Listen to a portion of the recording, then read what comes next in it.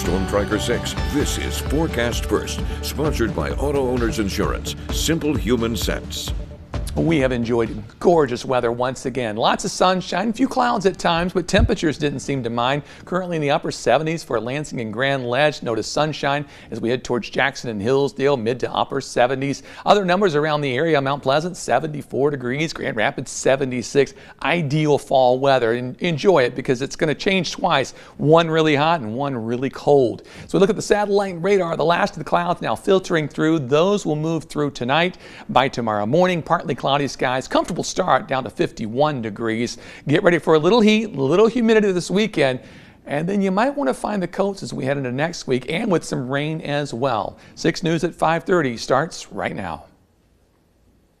WLNS is here for you, celebrating 75 years of bringing you the news with 6 News at 5:30. Right now at 5:30, lawyers are fighting for a man in ICE custody who they say needs treatment for a life-threatening condition. Plus, climate activist Greta Thunberg claims she has been abducted by Israel, and as she and many others tried to bring aid into Gaza. And NASA is getting ready to take pictures of a rare interstellar object that will be passing close to Mars. Those stories and a lot more, and all in the first 6 minutes. Thank you for joining us this evening. I'm Siobhan Klepfer. Let's go ahead and start that clock. And we begin tonight in Detroit, where lawyers say federal authorities are keeping a Michigan man in custody for a deportation case, even though they say he needs treatment for leukemia. The American Civil Liberties Union of Michigan says Jose Contreras Cervantes is getting inconsistent care for his life-threatening condition. And today, the ACLU requested a bond hearing for him, which would allow him to stay with his family in the Detroit area and see his doctors while his case works its way through immigration court. The 33-year-old married father of 3 has been living in the U.S. for about 20 years, but not legally. He was arrested following an August traffic stop in Macomb County. Immigration and Customs Enforcement had no immediate comment on the case. Well, as of Wednesday, Michigan schools must educate parents about safe storage of guns. The state's safe storage law went into effect in 2024, and it requires that guns in homes with children be stored in a safe or with a lock.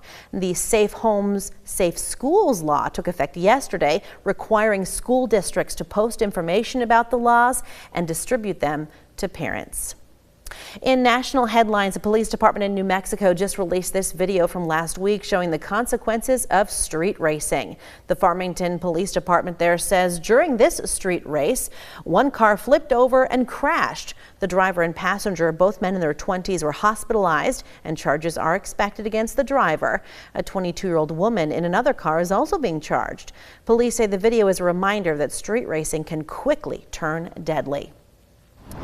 In the U.S. and around the world, synagogues are increasing security after 2 people were killed and several others injured today outside of one in Manchester, England. Police say a man drove a car into pedestrians and stabbed a security guard. Officers shot the man to death. They say he might have been wearing a bomb. Today is Yom Kippur, the holiest day in the Jewish calendar.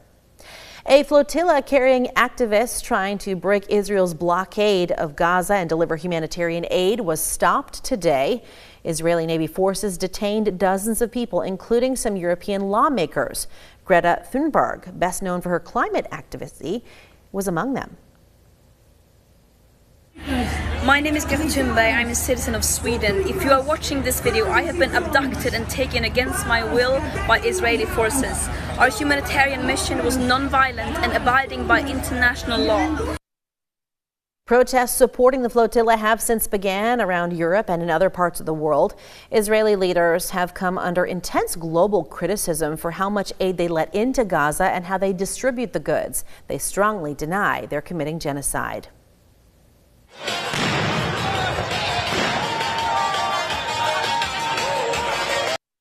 And this is a look at the protests in Paris today, with demonstrators pushing back against President Emmanuel Macron's financial policies. France's major unions called for a nationwide strike, which resulted in the Eiffel Tower shutting down. Officials say protests are taking place in about 200 locations around France, with demonstrators demanding an end to spending cuts and 4 more taxes on the wealthy.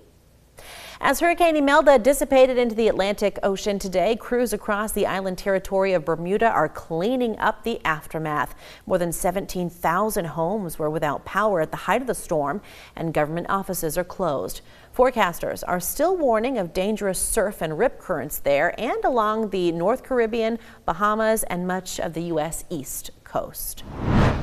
On Wednesday, President Donald Trump sent a letter to 9 major universities telling them to support his political goals and they would get more favorable access to federal funding. Schools that agree would also be given priority access to White House events. The letter tells colleges to accept the president's definition on gender and to police the viewpoints held by people who work there, among other topics. No universities in Michigan were included.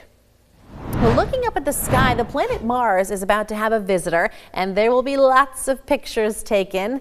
The comet 3I Atlas will swing past the red planet on Friday. NASA's satellite in Martian orbit, along with the rovers on the surface, will have their cameras pointed at the visitor. A spacecraft from the European Space Agency will also be watching. The comet will pass within about 18 million miles of Mars. It's thought to have come from another star system, and it's only the 3rd interstellar object known to have come our way. Well, back here on Earth in Royal Oak, to be exact, the bones of a French nun are being held in a parish named in her honor. A special container holding the bones, referred to as sacred relics of Saint Therese, are on display at the National Shrine of the Little Flower Basilica. It's just one of the stops in a national tour. She was named the Little Flower of Jesus and canonized in 1925. The relics will be on display in Royal Oak through Wednesday. Some business news. Kodak just announced it's going to once again sell rolls of film. The company says there's a growing demand for film, and it will sell Kodacolor 100 and Kodacolor 200 in 135 format rolls. In a news release, Kodak says the increase in film supply should stabilize the market, where prices have been up and down. And wrapping up our first 6 minutes of news, food company Progresso is getting into the deodorant game with Pitmaster. It's a deodorant that smells like you've been barbecuing all day. I know, David's loving it. It's a promotion for their new line of barbecue-inspired soups. And David, they say this way you can still smell like you've been cooking all day at the grill, even if you're just making some soup. And then you wake up at 3 a.m. and the dog's licking your pets. You know, so many things can go wrong with that. I didn't think about that. I was just thinking, you know, I do love a good grill smell. I love ribs, you know. I'm there for it. I'm curious. Oh, I am too. Yeah. In fact, I kind of want to try the experiment and see if the dog like mistakes it. Wake up in the night, get away. Gosh. I'm going to buy it for you. Please do. I will. We'll make this a news story. Well, weather-wise, it's a great weekend to barbecue, even if you're not wearing it. We'll talk about that. And fall's on the way. It's going to get here next week. I don't believe it.